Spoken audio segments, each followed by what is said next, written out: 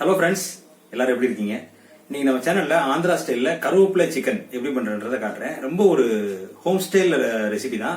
இங்க இருக்க ரெஸ்டாரண்ட்ஸ் எல்லாம் ரொம்ப ஃபேமஸா இருந்துச்சு. ஸோ ரெசிபியை பார்த்து உங்களுக்காகவே ஸ்பெஷலா வீட்டில் ரெடி பண்ணிருக்கேன். இன்னைக்கு ஸ்டெப் பை ஸ்டெப்பா காட்டுறேன். வீட்டில் ட்ரை பண்ணுங்க. நீங்க பிரியாணி, புலாவ், கர்ட் ரைஸ் கூட சாப்பிட்றதுக்கு இது எல்லாத்துக்குமே ரொம்ப ஒரு நல்ல பெர்ஃபெக்ட் காம்பினேஷன். நம்ம இப்போ வீடியோ போலாமா? இப்போ ஃபஸ்ட்டு தேவையான பொருட்கள் என்னென்னு சொல்கிறேன். 1/2 kg சிக்கன், அதை நல்லா வாஷ் பண்ணி வச்சுருக்கு. இந்த மாதிரி இதுக்கு ஒரே ஒரு ஆனியன் இந்த மாதிரி சும்மா ரஃபாக கட் பண்ணி வச்சுக்கோங்க. அதை நம்ம வந்து பேஸ்ட் அரைக்க போகிறோம். 1 ஸ்பூன் சீரகம், 1 ஸ்பூன் மிளகு, 1 ஸ்பூன் சோம்பு, அப்புறம் கொஞ்சமாக முந்திரி பருப்பு, ஒரு 15-20 பீஸ் போதும், கொஞ்சோண்டு பட்டை, கிராம்பு, ஏலக்காய். அடுத்து பச்சை மிளகா ஒரு 3 இல்லை 4 காரத்துக்கு இந்த மாதிரி கீறி வச்சுக்கோங்க. கொஞ்சம் மல்லி இலை, இஞ்சி பூண்டு பேஸ்ட், இவ்வளோ தான். மொத்த தேவையான பொருட்கள் இவ்வளோ தான். இது போக எண்ணெய் இதெல்லாம் இருக்கும். ஒரு கை நிறையா கருவேப்பிலை, ஒரு 1.5 கை அளவு கருவேப்பிலை வச்சுக்கோங்க. இது நம்ம வறுக்க போகிறோம். இப்போ ஒரு பேனில் சூடு பண்ணதுக்கப்புறம் எண்ணெயெல்லாம் ஊற்ற வேண்டாம், ட்ரையாகவே வதக்கலாம். ஃபஸ்ட்டு மிளகு, சீரகம், பட்டை, கிராம்பு, ஏலக்காய், சோம்பு இது எல்லாத்தையும் போட்டு நல்லா வறுத்துருங்க. நல்லா கொஞ்சம் ஸ்லோ ஃப்ளேமில் வறுத்திங்கன்னா நல்லா ஃப்ளேவராக நல்லா உங்களுக்கு இப்படி ஸ்லோவாக ரோஸ்ட் ஆகும். ஒரு 50% ரோஸ்ட் ஆனதுக்கப்புறம் கருவேப்பிலையும் போட்டுருங்க. 1.5 கை கருவேப்பிலையை போட்டு நல்லா வதக்குங்க. அந்த கருவேப்பிலை வந்து கொஞ்சம் நேரத்தில் அப்படியே காஞ்சு நல்லா ட்ரை ஆயிரும், பவுட்ரு பண்ணுறதுக்கு வசதியாக. அவ்வளோதான். இந்த ஸ்டேஜ் வந்தாலே போதும். இதை எடுத்து இப்போ ஒரு தட்டில் ஆற வச்சுருங்க.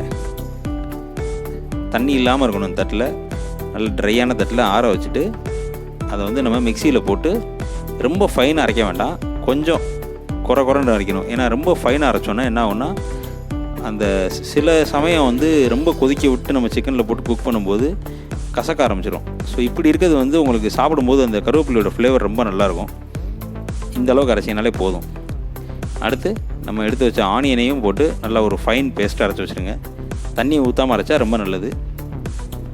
இப்போது அந்த சிக்கனை ஒரு பாத்திரத்தில் போட்டு 1 டம்ளர், 1/2 கிலோ சிக்கனுக்கு 1 டம்ளர் தண்ணி ஊற்றி கரெக்டாக அந்த சிக்கன் முங்குற அளவு வரும். கொஞ்சோண்டு உப்பு, கொஞ்சோண்டு கல் உப்பு போட்டு கொஞ்சோண்டு மஞ்சள் பொடியும் போட்டு மூடி வச்சுருங்க. ஒரு 15-20 நிமிஷம் கொதிக்கட்டும். சிக்கன் வந்து ஒரு 80% வெந்தாலே போதும். அதை நீங்கள் எடுத்து பார்த்தீங்கன்னா தெரியும். ஒரு 80 to 90% வெந்தால் போதும். ஃபுல்லாக குக் ஆச்சுன்னா அடுத்து நம்ம மசாலாவில் பரட்டும் போது திரும்ப குழஞ்சிரும். அதனால தான் சொல்கிறேன். இப்போது ஒரு 20 நிமிஷம் கொதிச்சிருச்சு. இப்போ அந்த சிக்கன் எடுத்து வச்சிடலாம். அந்த தண்ணி இருக்குல்ல, சிக்கன் கொதிச்ச தண்ணி வந்து ரொம்ப முக்கியம். அதுதான் நம்மளோட அந்த மசாலாவுக்கு ரொம்ப டேஸ்ட் வரப்போகுது. இப்போது ஒரு பாத்திரத்தில் கொஞ்சமாக கடலை எண்ணெய் ஊற்றிட்டு முந்திரி பருப்பை ஃபஸ்ட்டு போட்டுருங்க. அடுத்து ஒரு 2 ஸ்பூனில் இஞ்சி பூண்டு பேஸ்ட்டு. அந்த முந்திரி பருப்பு கொஞ்சம் ப்ரௌன் ஆனோடனே இஞ்சி பூண்டு பேஸ்ட்டை போட்டு நல்லா வதக்குங்க. அந்த பேஸ்ட்டை நம்ம தண்ணி ஊற்றி அரைச்சிருப்போம் இல்லையா, அதெல்லாம் நல்லா வதங்கட்டும். பச்சை மிளகாயை எடுத்து போட்டுடலாம். அதையும் நல்லா வதக்குங்க. வதக்குன அப்புறம் நம்ம எடுத்து வச்ச ஆனியன் பேஸ்ட், அந்த இஞ்சி பூண்டு பேஸ்ட் நல்லா திக்கானவுடனே நம்ம அரைச்சி வச்சுருக்க அந்த ஆனியன் பேஸ்ட்டை ஃபுல்லாக போட்டு கொஞ்சோண்டு கல் உப்பு. நீங்கள் ஆனியன் பேஸ்ட் போட்டோன்னே கல் உப்பு போட்டிங்கன்னா அந்த உப்பு வந்து அந்த வெங்காயத்தை சீக்கிரமாக வேக வச்சிரும். ஸோ வெங்காயம் வந்து சீக்கிரமாக வெந்துடும். இந்த மாதிரி நல்லா அந்த தண்ணிலாம் போய் நல்லா திக்கானதுக்கப்புறம் நம்ம அவிச்சு வச்ச சிக்கன் எடுத்து போட்டுருங்க. நல்லா பரட்டுங்க. அந்த ஆனியனும் சிக்கனும் நல்லா மிக்ஸ் ஆகும். இந்த ஸ்டேஜில் நம்ம எடுத்து வச்ச அந்த சிக்கன் வேக வச்ச தண்ணி இருக்குல்ல, அந்த ஸ்டாக் வாட்டர், அதை ஊற்றி நம்ம அரைச்சி வச்ச பவுடர் ஃபஸ்ட்டு ஒரு 2 ஸ்பூன் போடுங்க. ஸோ அந்த நம்ம ஊற்றின அந்த தண்ணியும் அந்த பவுடரும் சிக்கனில் நல்லா ஒட்டணும். ஸோ கொஞ்சம் நேரத்துக்கு அப்படியே நல்லா கொதிக்க விட்டிங்கன்னா, நல்லா பரட்டி விட்டிங்கன்னா நல்லா மசாலா ரெண்டும் நல்லா கலந்து நல்லா வேகும். ஸோ நம்ம ஏற்கனவே 80% குக் பண்ணியிருந்தோம். இப்போது பேலன்ஸ் இப்போ நம்ம குக் பண்ணுறதுலேயே அந்த சிக்கன் வெந்துடும். இது வந்து நான் ஒரு 3 ஸ்பூன் போட்டிருக்கேன் டோட்டலாக. ஃபஸ்ட்டு 2 ஸ்பூன், இப்போ 1 ஸ்பூன். நீங்கள் போக உங்கள் டேஸ்ட்டுக்கு தகுந்த மாதிரி எவ்வளோ போடணுமோ போட்டுக்கோங்க. போட்டு நல்லா பரட்டுங்க.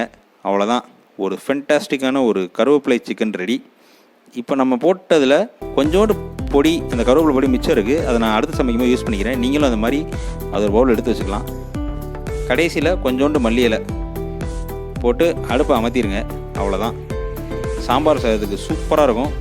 ட்ரை பண்ணி என்ஜாய் பண்ணுங்கள். தேங்க்யூ. ரெசிபி பார்த்துருப்பீங்க, ரொம்ப ஈஸியாக இருந்திருக்கும். வீட்டில் ட்ரை பண்ணுங்கள். என்ன டவுட்னாலும் கமெண்ட்டில் போடுங்க, நான் முடிஞ்ச அளவுக்கு ரிப்ளை பண்ணுறேன். அடுத்து நீங்கள் என்ன ரெசிபிஸ் நம்ம சேனலில் வரணும்னு ஆசைப்படுறீங்களோ அதையும் கமெண்ட் பாக்ஸில் போடுங்க, நான் கண்டிப்பாக ரிப்ளை பண்ணுறேன். நம்மளோட இன்ஸ்டாகிராமில் நிறைய ரெசிபிஸ் போடுறேன், அதையும் நீங்கள் பார்த்து என்ஜாய் பண்ணுங்கள். தேங்க்யூ.